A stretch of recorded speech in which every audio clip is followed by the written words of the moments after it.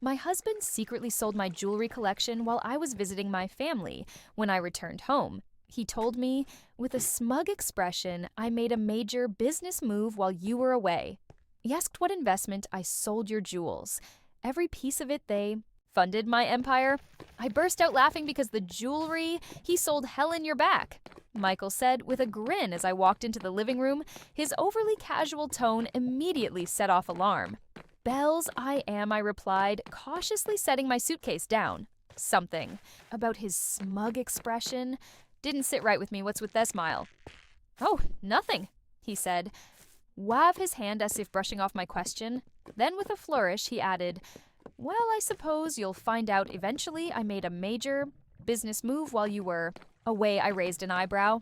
What kind of move? He leaned back against the arm of the couch, his grin widening. Your jewelry collection, he said, his voice dripping with satisfaction. I sold it every piece, and before you get upset, let me just say, you'll thank me later. Your jewels funded my empire. I froze my heart. Pounding Ash's words sank in my jewelry collection. The pieces I'd spent years curating, some handed down from my mother and grandmother, others purchased with my own hard-earned money, gone. What? Did you just say? I asked, my voice low and trembling. Michael laughed clearly. Misreading my tone, I said, I sold it. Helen, do you know how much those diamonds were worth enough to jumpstart a venture that's going to put us on the map? It's brilliant, really. You should be proud. My hands clenched into fists, a hunger surged through me. You had no right, Michael, that was my jewelry. Do you even realize what you've done? He rolled his eyes. Oh, come on, it's not like you were half of it. It was just sitting there, collecting dust this way. It's actually doing something useful. My name is Helen, and if there's one thing I've learned in my marriage to Michael, it's that his ambition always comes first. When we met, I admired his drive. He had big dreams, and I believed in them. But over the years, I started to see the cracks how his charm masked a tendency to bulldoze. Anyone who got in his way, still, I never thought he'd stoop this low. The jewelry collection wasn't just valuable, it was deeply personal. Every piece had a story, a connection to the life I'd built for myself. And now it was gone just like that because Michael had decided my possessions were his to use. But what Michael didn't know, what made his smug grin so infuriating, was that I wasn't as careless as he thought a few months ago. After hearing about a string of local burglaries, I'd taken precautions. My most valuable pieces had discreet tracking devices embedded in their clasps. I forced myself to stay calm, hiding the storm of emotions brewing inside me. Michael thought he'd won. But the game had only just begun that night, and I sat in my bedroom staring at the open drawer. Where my jewelry box used to be, the empty space felt like a void, a physical reminder of what Michael had stolen from him. The anger bubbling inside me was almost too much to contain. He hadn't just sold jewelry. He'd taken pieces of my history, things I could never replace. The sapphire ring my grandmother had given me on her 80th birthday. The diamond bracelet my mom wore on her wedding day, even the gold pendant I'd bought for myself after landing my first big job. Every piece meant something. And Michael had tossed them away like they were nothing more than a stepping stone for his empire. My fingers hovered over my phone. I wanted to call him out right then and there, scream at him, demand answers. But I knew better than to confront him when I was this angry. Instead, I opened the tracking app I'd installed months ago. The screen lit up with a map, little red dots scattered across the city. My breath caught as I realized they were still active. My necklace was at a jewelry consignment store downtown. The bracelet, it had already moved to a warehouse in the industrial district. The app even showed timestamps tracking the journey of my belongings. As they changed hands, a grim sense of satisfaction replaced my anger. Michael might think he'd pulled one over on me, but I had something he didn't. Evidence. If the tracking data was accurate, I could not only find out where my pieces were, but also proved that Michael had stolen them. I picked up my phone and called Megan, my best friend. And the one person I could always count in, Megan, I said, as soon as she answered, "You're not going to believe what Michael did." What?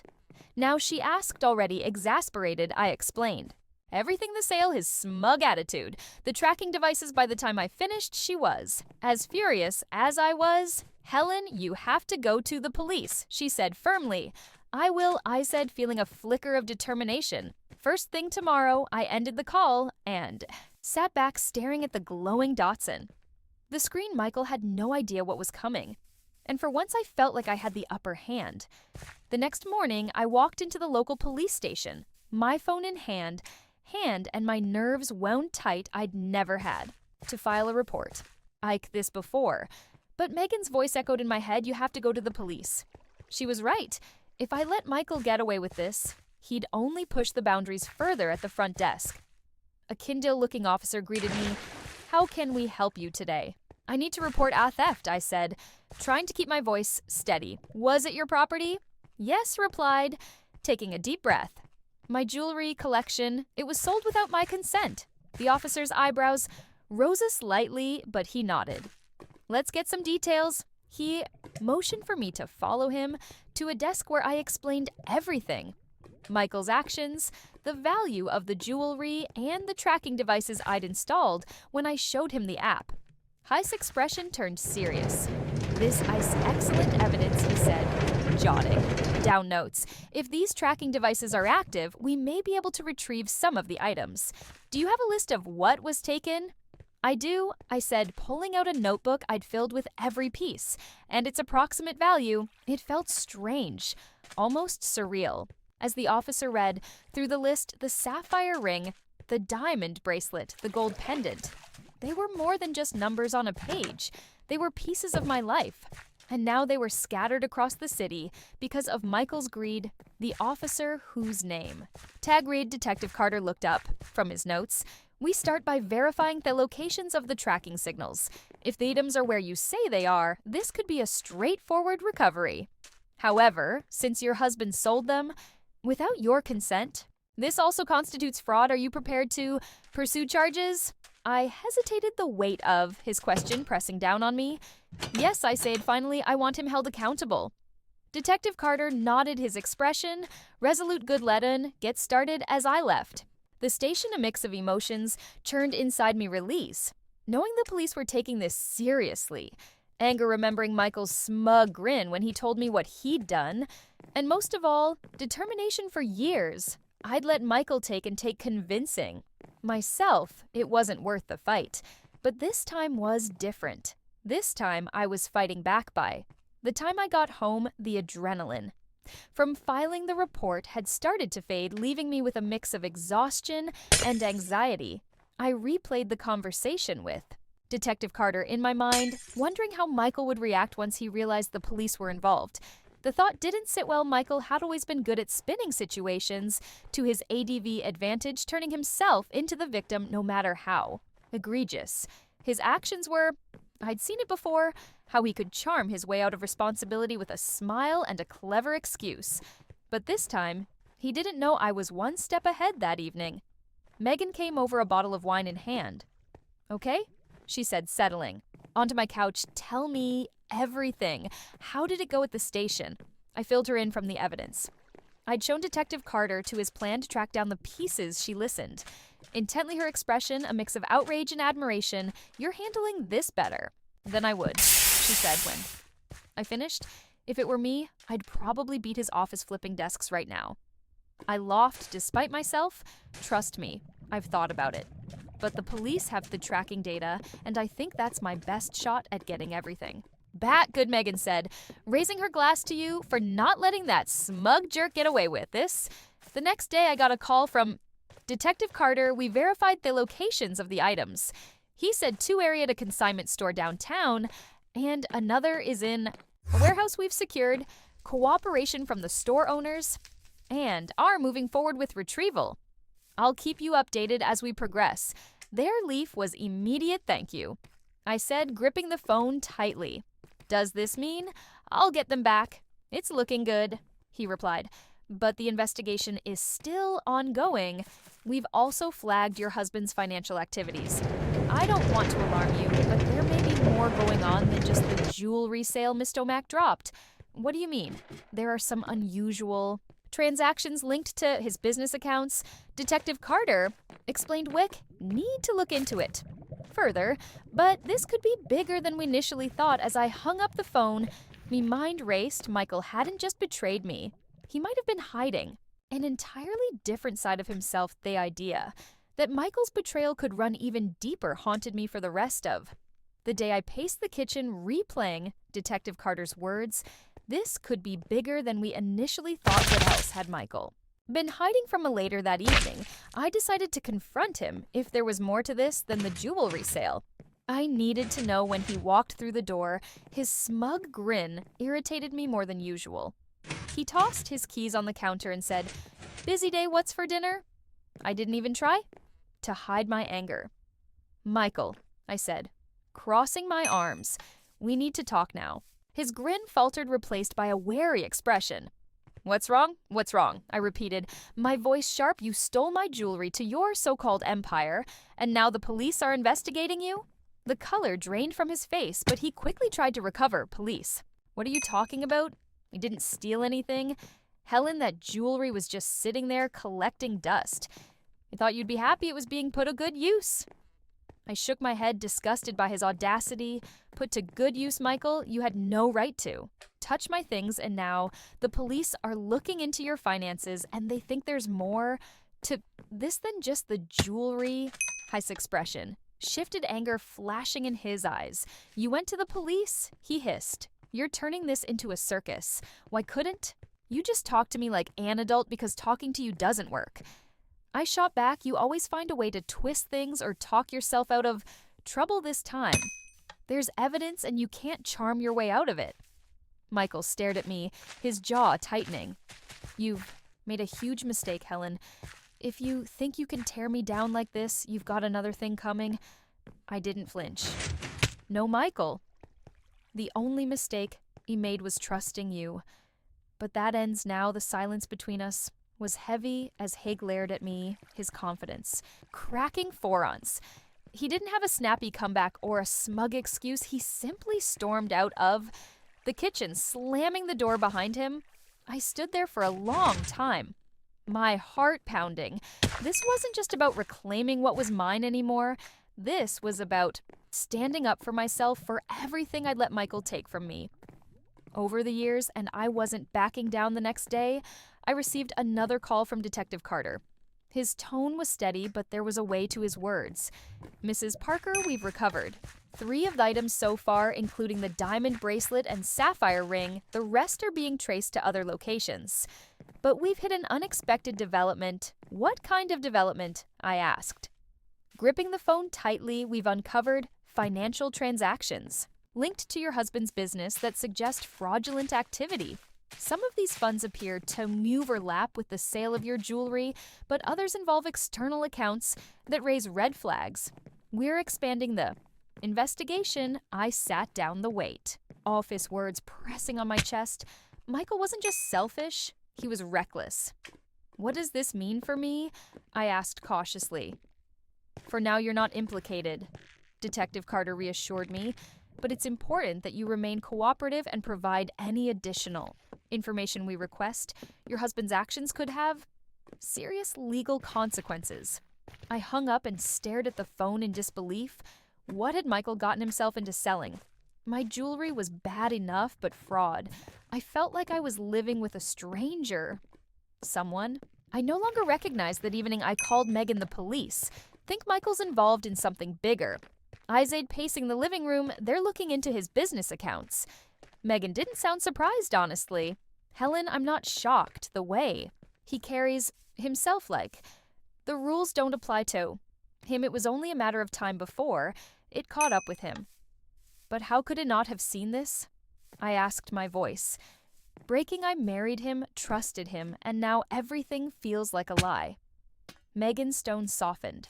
"You couldn't have known, Helen. He's good at hiding things, at manipulating people. But this isn't your fault. You're doing the right thing by standing up for yourself." Her words gave me some comfort, but the anger and betrayal still churned inside me. Later that night, Michael came home. His usual confidence was gone, replaced by an air of frustration and barely contained rage. "I know what you've been doing," he said, his voice low and venomous. "The police. The bank. Do you have any idea what kind of damage you've caused?"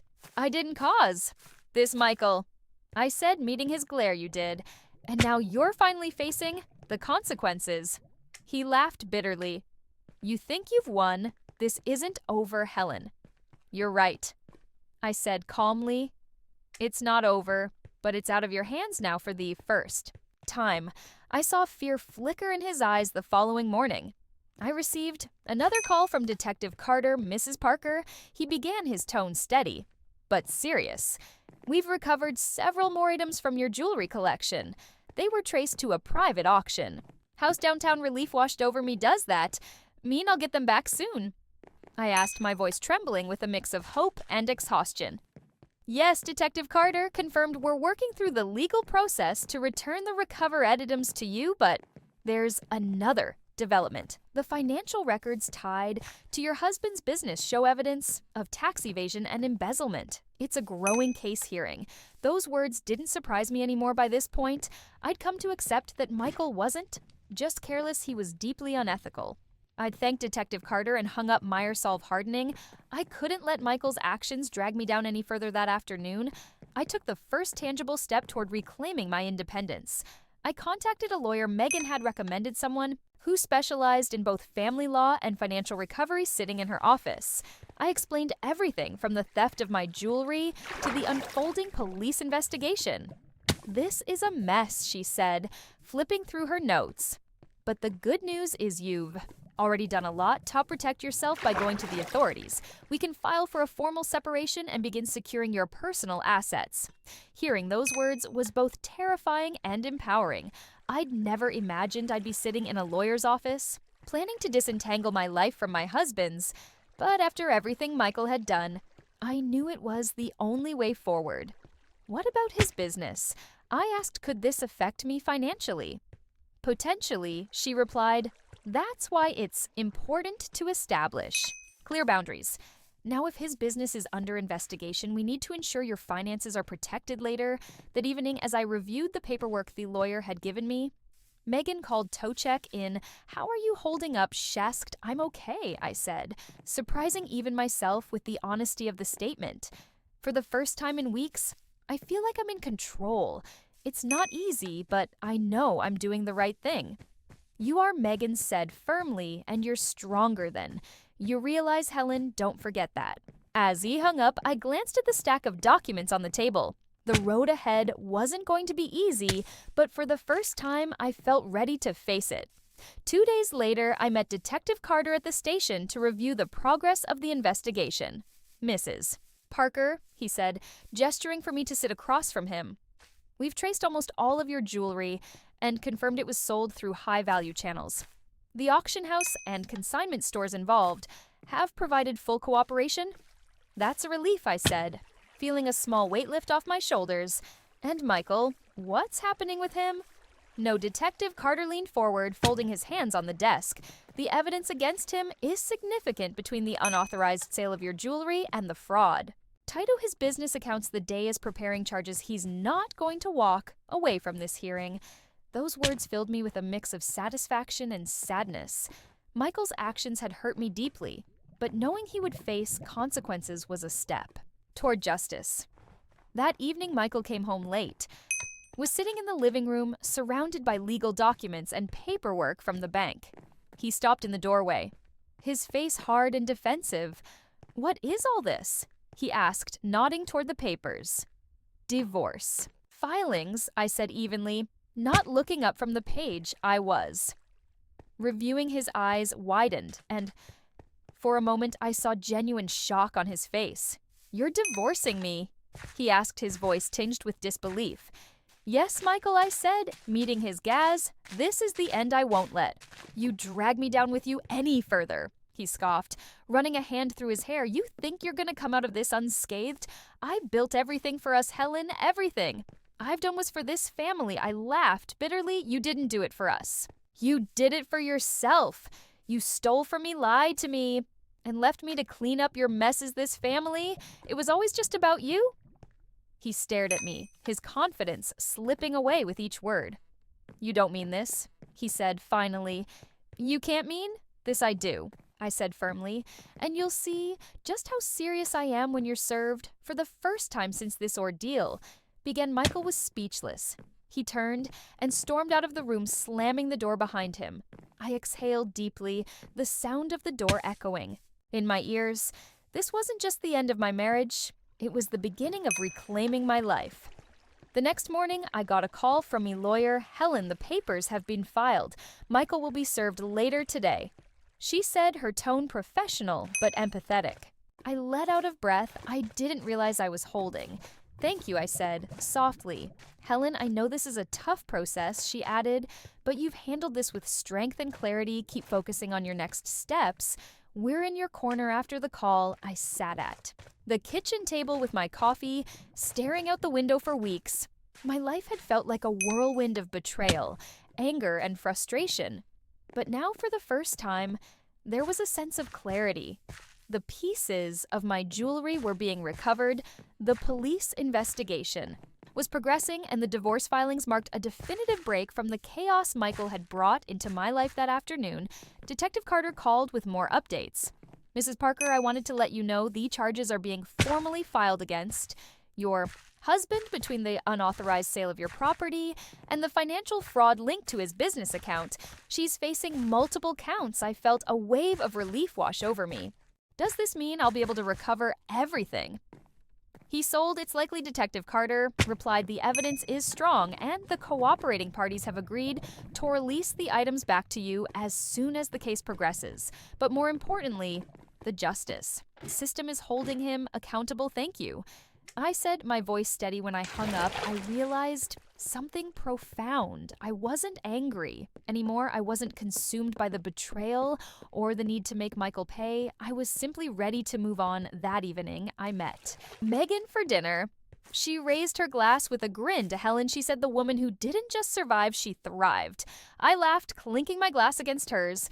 I don't know if I'd call it thriving just yet, but I'll take it. Megan leaned in, her expression serious. You're stronger than you think. Helen, you took control when it mattered. Most don't forget that her words stayed with me as I drove home that night. For years, I'd let Michael's ambition overshadow my own sense of self-worth. Now, as I looked ahead, saw nothing but possibilities. A week later, I received a call from Detective Carter. Mrs. Parker, he said, his tone lighter than before. I wanted to let you know we've recovered all but one piece of your jewelry. The remaining item is still being traced, but the majority of your collection is ready for you to reclaim. Hearing those words felt like the final piece of a heavy burden being lifted off my shoulders. Thank you, Detective, I said, relief evident in my voice. I can't tell you how much this means to me. We're just doing our job, he replied. But if I may say, you've handled the situation with remarkable strength. Not everyone takes the steps you did after the call.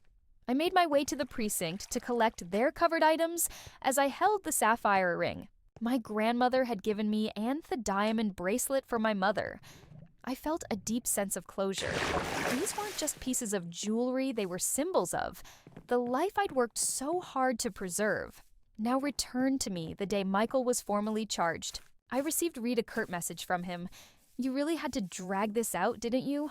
I hope you're happy. Now, I didn't respond. There was no point. Michael had made his choices, and now he was facing the consequences. My energy was better spent on myself. On rebuilding, on moving forward that evening, I went through the remaining paperwork with my lawyer. Once the divorce is finalized, your financial separation from him will be complete. She said, his debts won't touch you.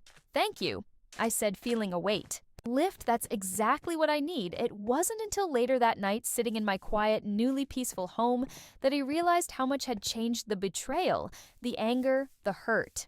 It was all still there, but it no longer consumed me. I'd learned how to set boundaries, how to fight for myself, and how to let go of what I couldn't control. Megan called toe check in her usual upbeat tone, lifting my spirits. So, what's next for Helen Parker? She asked.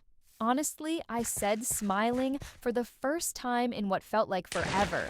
Anything I want. As I hung up, I looked around my home, not just a house, but my space reclaimed and safe for the first time. In years, I felt like I could truly breathe. Michael's actions had tested me in ways I never expected, but I'd come out stronger, and now my future was finally mine to define.